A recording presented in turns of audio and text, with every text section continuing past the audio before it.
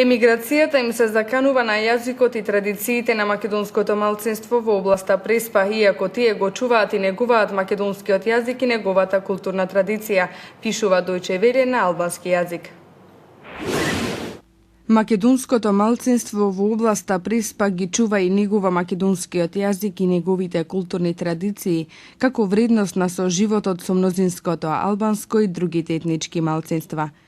Но емиграцијата и се заканува на јазикот и традициите, пишува Дојче Веле на албански јазик, опишувајќи ја во репортажа Мала Преспа. 9 села во областа каде што живее македонското малцинство се наоѓаат едно до друго и го делат истото богатство и природните убавини на Преспанското езеро. Во патоказите на автопатот што ме доведуваат до оваа област, ги читам имињата на селата на македонски на албански јазик: Пустец, Ликинас, Туминец, Каламас, Шулин, Дјелас и така натаму. Имињата на албански ги стави комунистичкиот режим на Енвер Хоџа и од тогаш па се до денеска и по 20 години од падот на комунистичкиот режим, наведува Дојче Веле. Крста Трајко, жена во 70-тите години, ме покани да влезам во незината куќа. Живее сама во Шулин. Иако има 7 деца, сите се емигранти во Македонија и Грција, вели таа. Младите во овие села 100% македонско население емигрираат за сезонски работи во Македонија и Грција и кога ќе дојдат за неколку месеци во селата се занимаваат со изградба. Не е ни чудно што македонските ѕидари од Преспа се познати во цела Албанија по нивните вештини. И покрај економските тешкоти, македонците од Преспа наоѓаат аргументи за да бидат задоволни. Богдан Никола е најстар во целата област, роден е во 1918 година. Тој е задоволен со правата што ги ужива македонското малцинство во Преспа во хармонија и мирен соживот со албанското мнозинство во околните области, во Курча и Поградец. Но Васил Стериовски, истакнат активист за заштита на македонската традиција и култура, председател на младите на партијата, Македонска алијанса за европска интеграција, не е толку среќен како што е 93 годишниот Богдан Никола.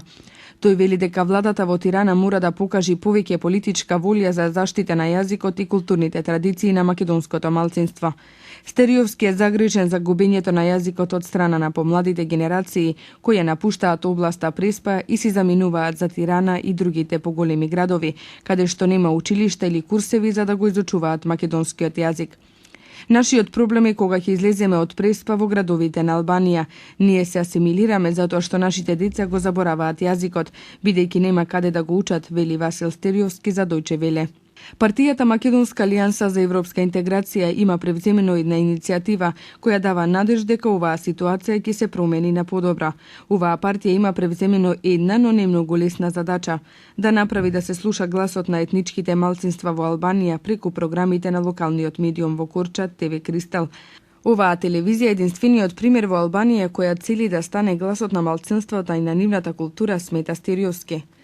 Васил Стериовски се надева дека преку присуството на оваа телевизија ќе се слуша гласот на македонското малцинство и правата што му следат со закон ќе се реализираат во секојдневниот живот.